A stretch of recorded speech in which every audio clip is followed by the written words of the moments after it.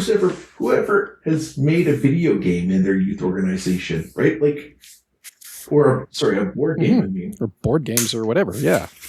Like, that's crazy all on its own. But we did it. We did. And, we talked to people who'd been to space. We still did stuff like the Cub cars. We did a lot of camps with the beavers. We were pretty good over it. I remember in the camp that you and I did at the Girl Guide property. The one that we planned in 2 hours? So cold outside, but we still got them all outside. All the beavers went outside for a few minutes. Yeah.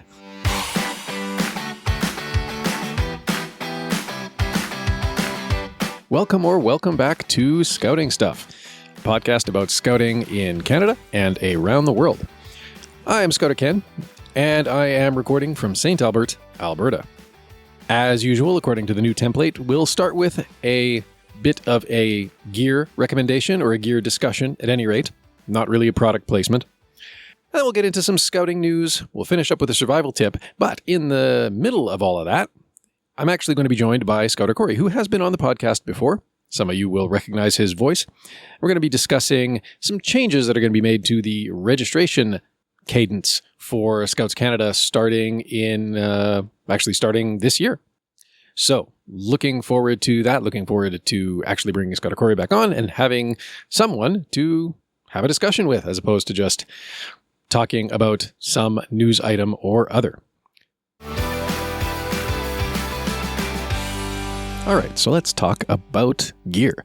Another thing that I pretty much always have, and this is not just when I go camping, this is like permanently a part of my scouting backpack. Any meeting I'm at, any camp I'm at, you can find this one on me. It's my Light My Fire knife. Now, I think since the time that I got mine, I don't know if Light My Fire has stopped partnering with Moraniv out of Sweden, although the current Light My Fire knives are still made in Sweden, and they still look like Mora knives.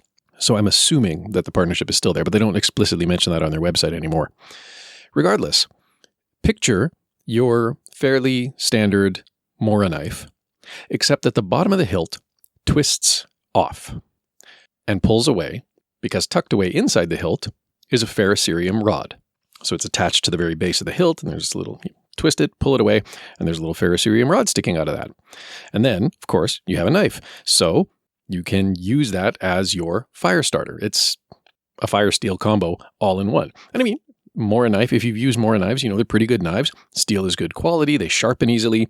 They're easy to maintain. They clean well. And it just so happens that this one can also be used to strike fires. Now, if you're going to strike fires, obviously, it's best to do the trick with the the cotton ball and the Vaseline. Always have some of those ready to go in your backpack as well, because those are a lot easier to light with a ferrocerium rod than, just standard kindling. But the Light My Fire knife is sort of it's my daily driver knife. Not my daily driver knife, but it's like my constant companion at any scouting event.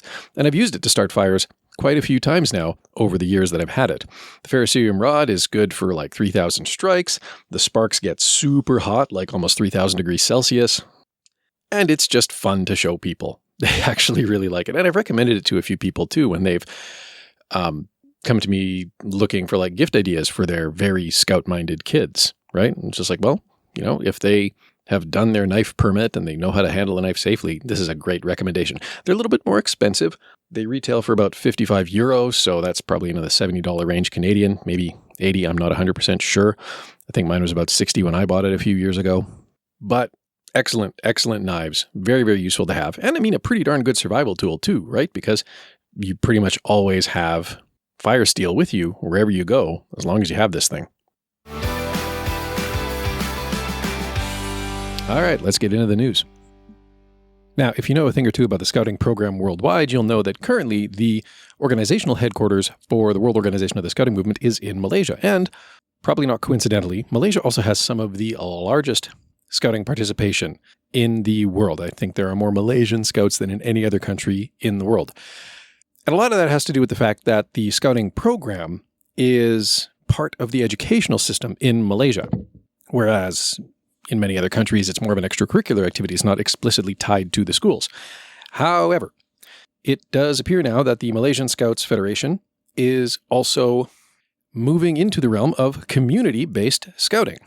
Quoting The Star. The Malaysian Scouts Federation is strengthening its role in shaping the character and leadership of youth through the launch of the scout groups under a community-based scouting program in Sarawak. The community-based approach enables the scouting movement to be expanded in a more inclusive manner while remaining responsive to the needs of local communities. Although school-based scouting has long made significant contributions, the community-based approach must be further expanded to ensure that more youth can benefit from the initiative. End quote. So that's kind of cool. I don't have all the details about exactly how Malaysia does it. I just know that consistently Malaysia has some of the largest scouting contingents at, or not contingents, not necessarily at international events, but certainly in terms of overall population, Malaysia is up there. And a big part of that has to do with the fact that, again, they are a school-based program. That said, it does sound as though the reach of scouting within Malaysia is not 100%.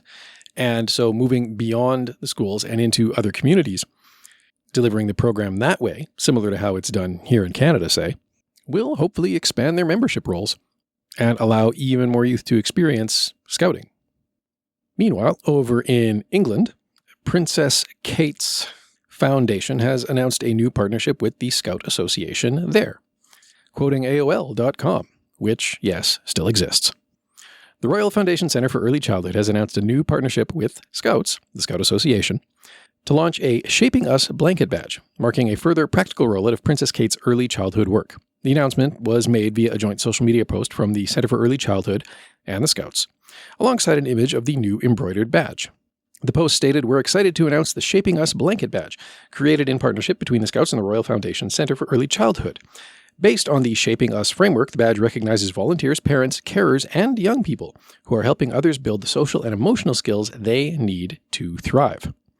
The Shaping Us framework sits at the core of Princess Kate's Early Years initiative, and it's intended to increase understanding of how early childhood experiences shape mental health, emotional resilience, relationships, and behavior later in life. End quote. If you've been following this podcast for a while, you'll have heard Princess Kate pop up in the news before. She's a huge supporter of scouting in the UK and around the world. And so it comes as no surprise at all, that her foundation would find yet another opportunity to partner with the Scout Association. And some sad news out of Australia, quoting The Age. One of Victoria's largest scout camps in central Victoria has been devastated by the giant Longwood bushfire. Damage assessment teams were moving into the smoking wreckage of the Mafeking Rover Park in the Highlands Caveat area, north of Yea, on Thursday morning. Local Rover Scouts told The Age that there was no chance of defending the heavily wooded property, where generations of young Victorians have enjoyed camps, competitions, and other events as the intense fires swept through on Friday, January 9th, the worst day of the blazes. Scouts Victoria said that the 129-hectare site was established more than 30 years ago for use by Rover Scouts aged 18 to 25, and over the years it had become a much-loved destination of the whole scouting community. At least 8 structures, including the main hall, cabins, a toilet block, sheds, and the training center, were destroyed, as well as dozens of vehicles, bikes, an abseiling tower, and other equipment. It remains unclear how many of the hundreds of trees on site will have to be cut down. End quote. That's really tragic. Mafeking Rover Park, while situated in Australia, is obviously named for Mafeking, city in Africa, town in Africa, where Baden-Powell famously defended against a vastly superior force, if I recall correctly. I believe there is some kind of fundraising underway to help rebuild Mafeking, but it's probably too early at this point to really even know what the prospects for that will be. So if I see it pop up in the news again, I'll put some information out there for you. So I was casting about for an idea of what to talk about, and then something that we talked about on the group committee meeting last night kind of popped into my head, and that was, so for those of you out there listening who have no idea about how Scouts Canada handles registration, in, I want to say 2020, kind of as a result or as a response to some of the measures that were put in place during the COVID pandemic. We couldn't meet in person for the longest time, and then we could meet in person under very controlled circumstances, had to be outdoors, everybody had to be masked, social distancing, blah, blah, blah. And there was sort of this staged return to normal meetings. Somewhere in the middle of that whole thing, Scouts Canada made the decision to change when the registration year term was. So for as long as I can remember, and for as long as I've been involved with scouting, right up until 2020, the registration year followed the school year. That was to say that the scouting year started in, 1st September, ended 31st October. And so registration would happen sometime over the summer. And, basically groups would hit the ground running, within the first 2-3 weeks of September. And at some point in 2020, like I say, that changed. And the registration year followed the calendar year, which ruffled a lot of feathers. So lot many of feathers. Now, in defense of the change, I can see some of what they were aiming for, because I don't think it would be inaccurate to say that, in many parts of Canada, including the one that you and I inhabit, Corey, winter is long and often harsh. Summer is shorter, but long enough. And we barely do any scouting events during prime outdoor and camping seasons. True. A little unfortunate, but very true. Exactly. So I get the intention of moving to the calendar year, because rather than having summer be like the end point of the scouting year, the idea was to put summer at the middle of the year. The idea was to say, no, your scouting program should actually include summer. So we're going to put it right in the middle, because we do want, and there are parts of Canada where year round, the weather's pretty nice. It's not like Florida, but there are parts of the country where snow and exceedingly cold temperatures are relative rarities. And so you can do more in the outdoors, even in wintertime. That is not the case in other parts of the country, however. And while we do like to take the scouts outdoors and teach them a lot of stuff about how to survive and thrive in winter, and we do snowshoeing, and we'll go skiing, and we'll maybe do shelter building and all the rest of it, at some point we draw the line, because there's a pretty clear line, a pretty bright line between, hey, let's go have fun in the snow, and we're going to get frostbite. So true story. And it's just unfortunate that a significant chunk of our program year, when we follow the academic calendar, is in those parts of the year when the weather is kind of not always our friend. So I get the move to the calendar year registration, because we do want to encourage scout groups. We've been trying to, and if you've listened to the podcast long enough, you've heard me say it too. I wish scout groups did more in the summertime, and that doesn't always happen. So I get that thinking. But at the same time, it caused multiple, sometimes overlapping administrative headaches, because registration was still in September. And then there was a question of, so we have youth that have registered for the next year, but now we're allowed to bring them into the rest of the current year's programming. Groups were still winding down for the summer. The whole idea of having them do more summer programming really didn't take off. Groups would still wind down when the school year wound down. Again, things that I've argued about on the podcast before. But so I guess we just got the announcement that we're going back, though, to following the academic year for the registration. AGM in November. Cool. So, I don't know. What are your thoughts on that? It's interesting. You make some very good points about not meeting during the summertime. And I feel let me think here. Since you brought me on, the first year was okay. And then you get to a point where there's a little bit of burnout at the end of the year. You just can't think of anything more to do, right? And so when we were going with January to December, the idea of trying to get groups out in the summertime more did make sense, but I didn't feel it was practical as it should be, because they didn't take into account the burnout that volunteers feel come March or April. And then, you're trying to do stuff with your scouts. I know in our group, there's a lot of kids that leave maybe from April till May, and they're doing some kind of outdoor sport. Sometimes June, sometimes July, right? And so you still get kids who don't do the outdoor sport that want to take part in adventures, but then, maybe you got I don't know, half. I think half is a fairly decent estimate of what is left. So then what do you do with this? These, we'll say in my troop, I have 20 kids. So if I have 10 kids left, the question becomes, do I have enough leaders? And if I have enough leaders, great, where do we take them? And so I think we can still facilitate adventures even if our registration year is different. But man, that registration year just really caught a lot of people off guard. And it was, I think they would be the first to say that they did not plan it very well, which is interesting. Yeah. Well, there wasn't a lot of guidance on and I mean, dates on a calendar are dates on a calendar. That's no big deal. But it was a lot of the secondary effects, right? Like even something like, when do we swim kids up, right? Like that just completely, it used to be very definite, right? Like we would swim you up if you were going to be the minimum age for a section by the end of December. That was just, you could either, if you were 7 coming in, but then you were going to turn 8 in late November, well, we could get you into Cubs. Yeah. That's fine. We'll start you in Cubs. It's fine. And that kind of got really murky after the change, because it was okay. Yeah, I don't know. It was very confusing to try and figure that one out. I think budgeting for a lot of groups probably got thrown off too, because they were used to doing the calendar year budgeting, the school year, academic year budgeting.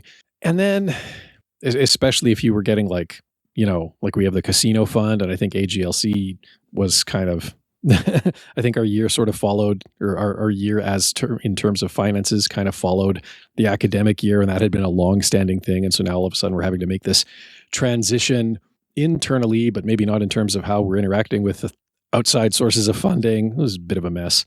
And you're right too. You do get to summer and there's kind of that sense of burnout. And I've always hated the sports argument for 2 reasons. One, I was never a sporty kid. That's why I joined Scouts. And I really don't like the suggestion that we need to, wind down the thing for the not sporty kids because the sporty kids need to go do sports. Never bought that argument. And also, I mean, it's not like we don't have people who are in hockey or ringette or lacrosse right now. So, but at the same time, I do get the burnout argument. And as much as it would be nice to say, well, just go on camps, that would be what, my one daughter would say. We'll just go on camps. Just take me on more camps. That's why she's not in Cubs anymore, because we didn't go on enough camps. It's, that's very easy to say from a child's perspective, and it's very easy to say from behind a microphone. But then when you actually get down to the logistics of, okay, now we got to find a place to take the kids and do all the paperwork for the camp and organize all the gear and organize all the food and blah, blah, blah, blah, blah, blah, blah. It's a lot. And when you're hitting that end of school year, everything's wrapping up, you've got your own plans as a family for vacations and what have you. And you just need a break. So yeah, I totally get that. Yeah, the burnout is real. I've felt it myself many times. It has always struck me as a tragedy that we don't do more in the summertime because, well, that's when it's really nice here. And camping at plus 30 is in some ways unpleasant, but camping at minus 30 is differently and more dangerously unpleasant. So, but I think it's a good move overall to go back to following the academic year, just because we're all so primed to think of it that way, not just by scouting, not just by school, but by everything involving kids basically follows the academic year, right? Or it's broken up into quarterly stuff, right? Like my kids' swimming lessons are quarterly, but even then the quarters are essentially the school year. It's September, October, November, December, January, February, March, April, May, June, July, August. Those are the clusters of 3 months at a time for the swimming lessons that my kids do. Everything kind of just implicitly follows the school year. So it makes sense for Scouts to go back to that.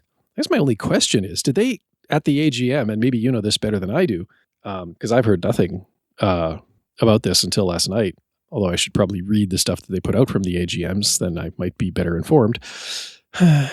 But have you heard anything about like, because obviously like for 2026, it was full year registration, I believe.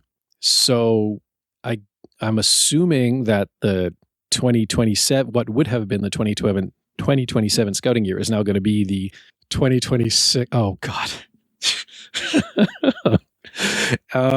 Anyway, I'm not even going to say it. If you have young listeners in the room, you know what I'm not saying.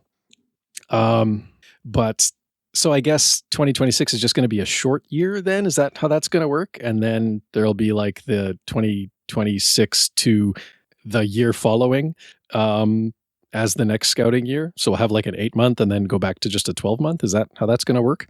What I have read is that they're going to prorate for current members who are already paid up to December. So that you'll still pay from January to August at a prorated fee, but anybody new coming in will pay the full fee. So we'll get a little bit of a break next year on our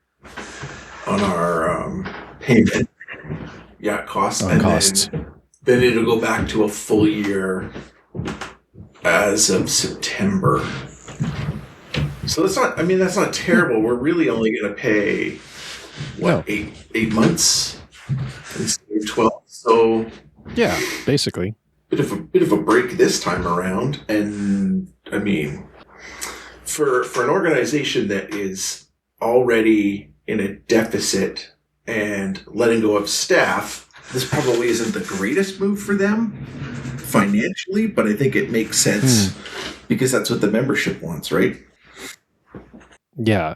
It's like tactically and logistically, and it makes sense. Financially, it's a bold move, Cotton. And we will literally see how that goes off for them. Fingers crossed no one else loses their jobs. Yeah. Purely volunteer organization. I mean, yeah, I don't know. That's a weird one too. I mean, I've jumped on that soapbox before too, right? Because maybe I need to more. I don't know. Like it's a weird time to be in a youth-facing organization when you can look at any demographic information you care to, and pretty much everywhere in at least the Western world, and increasingly in other parts of the world too, the supply of youth-facing organizations greatly exceeds the supply of new youth that are appearing in the world. Indeed. I was reading somewhere that within, the next 10, 15 years, like Japan and Korea are going to wind up closing upwards of possibly like a third, I think, of schools because there's just not enough kids to fill them. That's crazy. And, I like scouting. I really do. But then I'm looking at, again, you can look at birth rate stats and you can look at population stats. And it's just like, well, I mean, what's funny to me, actually, I went looking for this for something else entirely. And it struck me that, if you go and look how many births were reported in Canada over the last 50 years, there's been a couple of times where it's peaked up into the 400,000s. But for the most part, it's been pretty steadily in the 300,000 range, mid 300,000s. And that was really interesting to me because it's like, okay, like on the one hand, about the same number of kids are being born year to year to year to year to year. But when you have, say, 350,000 kids being born to a population of 15 million, well, that's a different percentage than 300,000 kids being born to a population of 35 million. That's true. Right? So even though the raw numbers are pretty level, a couple of peaks here and there, the overall slope of new people as a percentage of total population is steadily downward. And it's quite the thing when you actually crunch the numbers. I think I was helping Ella with some social homework or something. I don't remember, but we were looking at these figures and then kind of just deriving different graphs from it. It's like, oh, that's actually kind of worrisome for, and not just, scouts, but scouts also, right? It's kind of interesting to think that, in 5 years' time, the maximum number of beavers, not counting immigration, but I mean, for back of the envelope math, the maximum number of beavers we could ever onboard is 350,000. And even at our peak, we were not capturing 100% of the children in the country. No. Not even close. So, what is the future of a youth-facing organization in a world where there are just less and less youth? But it's also interesting to watch if we look at the statistics of Scouts Canada over time, we have been in steady decline since the 60s. I think the 60s were like our peak time. And so it's interesting that we still can't figure out what was that lightning in a bottle that just kept kids coming back and coming back and coming back and coming back that we aren't capturing anymore. I mean, I don't know if there's any one thing. I think the only thought I have about that is actually like, if you look at the statistics, and this is totally, I'm not making this as a, suggestion of massively growing the spiritual content in scouting, but these numbers interest me for a different reason, and I'll explain. So if you look at the statistics on like which churches, because there's many different denominations to choose from, but if you look at which Christian churches are seeing the most growth, it tends to be the ones that are more traditional-ish, not like all the way crazy, not all the way like crazy reactionary trad, but the ones that are generally, more doctrinally traditional. Things like, the Orthodox churches are seeing some decent membership growth. Some of the Byzantine Catholic rites are seeing decent membership growth. Some of the more, quote, conservative, unquote, although that's not the most accurate label, evangelical churches are seeing reasonable growth. And I wonder if part of the reason is that at the end of the day, these are the churches that are just, saying, well, these are the roots of our faith. Let's just stick to those. And I wonder if maybe there's a lesson there for scouting, because at the end of the day, like the scouting program has a pretty darn solid foundation and history to it already. And I know that there's sort of this pervasive tendency to want to be just like, let's, capture the current cultural zeitgeist, whatever it is. But maybe that's not what we need to do. Maybe it's just, maybe like what, if I think about all my dad's scouting stories from the 60s, I mean, it was a lot of just, they were out in the bush all the time and they were learning, all of the skills. And not that I necessarily want to do like, oh, well, today we're doing a knot tying workshop, but I think there is something in just that, okay, well, what are the foundations of what this program is supposed to be? Let's just stick with that. Maybe. I don't know. That's just, thought that I have, but I keep having all of these, it's like, well, what if we did enforce uniform discipline a little bit more? What if we did do more stuff that was just about knives or about knots or about shelter building? What if we did do a little bit less snow tubing and laser tag? Mm-hmm. Yeah. Well, I mean, and at some point you and I had this code cracked, kind of, right? Because we oversaw massive growth in the group. And at the end of the day, we were just kind of throwing stuff at the wall and see what stuck. And it was definitely a mix of, what I would call maybe, traditional scouting and whatever wild things the kids came up with. But it was definitely, just setting our sights on, okay, well, what are these, what sort of wild ideas are they coming up with? And what are the ones, the kids gave us tons of ideas, but I think we were very good at picking out the ones, the gems that were like, okay, they're not going to get to do this anywhere else. They really, and like for a lot of them, whoever has made a video game in their youth organization, right? Like, a board game, I mean. Or board games or whatever, yeah. Like, that's crazy all on its own. But we did it. We did. And, we talked to people who'd been to space. We still did stuff like the Cub cars. We did a lot of camps with the beavers. We were pretty good. I remember in the camp that you and I did at the Girl Guide property. The one that we planned in 2 hours? So cold outside, but we still got them all outside. All the beavers went outside for a few minutes. Yeah. Yeah. And we were doing like shelter building type stuff and we were just playing. Oh, it was great. They loved it. I think, I think what made that a success was the fact that, we just kind of forgot that they were beavers, and it was just kind of like, well, not that we were like, well, you're just very small adults, but we kind of, it's easy to, look at your average 5-year-old and be just like, well, you're not capable of that much. And it would be a mistake to like think of that 5-year-old as a full-fledged adult who's capable of quite a lot. But I think we had the right balance of, not treating the kids as less capable than they actually were. I think we were very, very good at just, forgetting that they were 5 and just kind of treating them like kids, but kids who could just do stuff. Yes. That's been the one thing that has continued to be something that I have tried very hard to instill in all of the youth.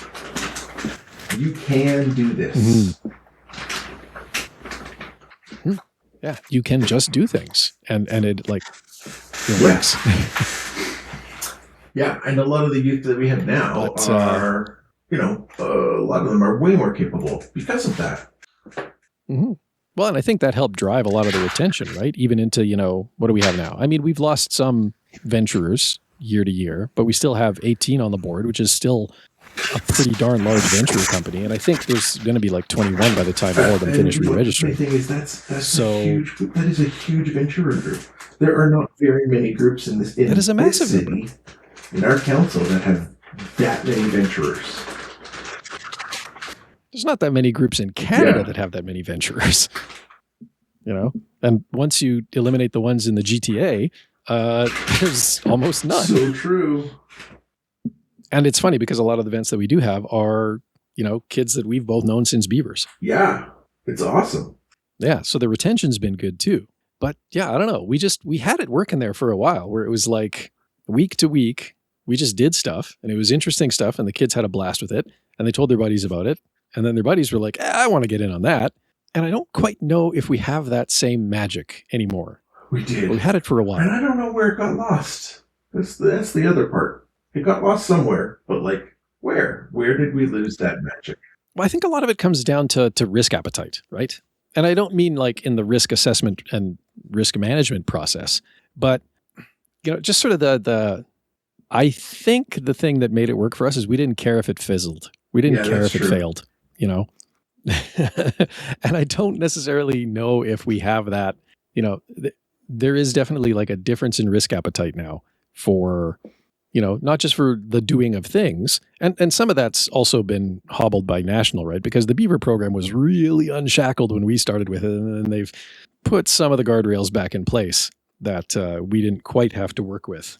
But, equally, it's like, we were okay with just failing for a week. And if it didn't work, well, whatever. We got something else coming next week and we'll just bounce back. And then the next September, when registration rolled around again, we had to add more youth and more youth to the point where we had a wait list. And we were like, we can't do it. We just can't do it. Yeah. And I mean, I know that's a challenge too, is ultimately, you need to find volunteers. And that is several layers of struggle in and of itself, because I mean, it's hard to it's hard to find people who are willing to volunteer time. I mean, obviously, you get parents coming in and hopefully you can recruit a few of them. I've talked before about the carrot and stick approach that I've had to take over the years, but it's also the rarity. But the thing that I wish we had more of is, well, the youth scouters. And I'm glad we have a few, but then also just people like, Paul, Elizabeth, people who don't have kids in the program, but still just want to show up. Oh, man. Yeah. Paul and Elizabeth were awesome. And Lauren, too, at some point. Yes, Lauren as well. I never had her as a scouter directly, so sorry, Lauren. I know you're there. I just forgot that you were there because I'm forgetful. But yeah, no, that's true too. Paul and Lauren and Elizabeth and just people like that, right? Who kind of were just, again, no, they don't have kids in the program, but they were just there to show up, either because they had a prior affinity for the program, which is definitely like Paul and Lauren, or, they just, and sometimes it's driven by need, right? Like Elizabeth needed experience in some kind of, quote, vulnerable sector, unquote, area, but also just wanted to do something youth-facing. And it's cool when you can have it. Yeah, it was great. Oh, man. I really miss her. I wish she would come back. Well, having moved away does put a bit of a damper on that. Do that. Yeah. Oh, well. But, yeah. Anyways, so yeah, we are back to a academic year. I hope that at least smooths the administrative headaches. And with, a little luck, maybe we can figure out a way to continue to drive recruitment. But I don't know how National's going to pull it off because, and I'm curious to see how much of a difference, if any, going back to our former registration year will make in our numbers. People throw the numbers out all the time, and whether it's right or not, lots of people have said, we're losing members because of this, or people don't know when to register properly, so then we are missing out on growing our youth. But yet, July of last year was the last time I got to see youth numbers. We had 9,000 kids on a waiting list. Not in Alberta, mind you, but across the country. I think we had, Fort McMurray or Grand Prairie, one of those two was the only one that really had a wait list of any kind. Nationally, but anywhere else in Northern Lights Council, I think was less than 10. But 9,000 kids on a wait list is still too many kids on a wait list without enough people volunteering. Absolutely. Yeah. And it does come down to that. And that is another challenge because, how do you drive that recruitment? Again, we kind of had it cracked for a while. And I mean, some of it was, the stick part of carrot and stick, right? Because, obviously, if you want to register your kid, I need volunteers. If you volunteer, your kid's at the front of the line. I used to be embarrassed to say that. And now I'm just like, whatever. That makes perfect sense. Of course, that's how it should be.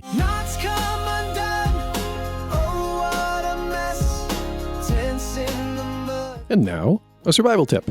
This one's pretty easy. And if you're listening in the Southern Hemisphere, I do apologize because this is very Northern Hemisphere centric. But it is a very, very handy little tool that you can use if you're not really sure how many hours of daylight you have left. Quoting MSN.com. Say you're going camping and you want to see how much daylight is left in the day. Well, if you don't have Wi-Fi, it's not as simple as logging onto your weather app and checking. Luckily, humans have been keeping track of time for millennia, so there are several ways to determine the time of day without technology. This leads us to one helpful scouting trick that allows you to see how much sunlight is left with nothing more than your hand. By holding your hand up to the sun, you can measure the remaining daylight with your fingers. According to guidelines provided by Scouting America, to use this trick, start by facing the sun. Don't look directly into the light or you might risk damaging your eyesight. Extend your hand straight out in front of you, bending your wrist so that the palm is facing you and your fingers are positioned horizontally. If you're using your left hand, your fingers will point right. Otherwise, they'll be pointing left. Which hand you use doesn't really matter. Make sure your fingers are straight and touching each other, positioned in the same hand shape as a salute, but with your pinky parallel to the ground. Align the bottom edge of your pinky finger with the horizon, and then count how many fingers sit between the horizon and the sun's position in the sky. Each finger represents about 15 minutes, so 4 fingers would be an hour. You can even stack your hands to see if there is more than an hour left before sunset, with 8 fingers indicating that there are about 2 hours left. Keep in mind that this trick is an estimation, not an exact measure of time, and can be hindered by inclement weather. So be sure the sky is clear for the most accurate results. End quote. This is something that I do teach my scouts as well. It, like the article says, is not the most scientifically accurate measure, but it is actually a pretty good approximation. Again, at least here in the Northern Hemisphere. I've never actually had a chance to set foot in the Southern Hemisphere, so I don't know if it works there as well. But if somebody's listening to this in, Australia or somewhere, let me know. I'd actually be curious to know if this trick also obtains on the other half of the globe. But around here, it is actually a pretty good shorthand method of figuring out, do I have a couple hours of daylight left or half an hour? And eventually, once you've done it enough, you can kind of just eyeball it. You don't even need to hold your hand up. So there you go. Quick little survival tip for how to find how many hours of daylight you have left in the day. And that's it. That's all I have for you this week. So thank you again for listening. And until next time, be prepared. And that is it. That is all the news I have for you this week. Thank you again for listening. And until next time, be prepared.